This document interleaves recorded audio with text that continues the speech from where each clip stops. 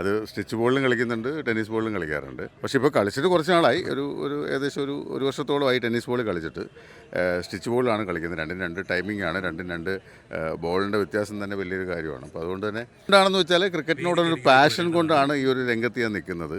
നമ്മുടെ ഈ പ്രായത്തിലും ക്രിക്കറ്റിനോടുള്ള ഇഷ്ടം കൊണ്ടും പണ്ട് തൊട്ടേ ക്രിക്കറ്റ് കണ്ട് ശീലിച്ചിരുന്ന ഒരാളാണ്, കളിച്ച് ശീലിക്കുന്ന ഒരാളായതുകൊണ്ട് എന്നും എൻ്റെ കൂടെ നിൽക്കാൻ ആഗ്രഹിക്കുന്നു.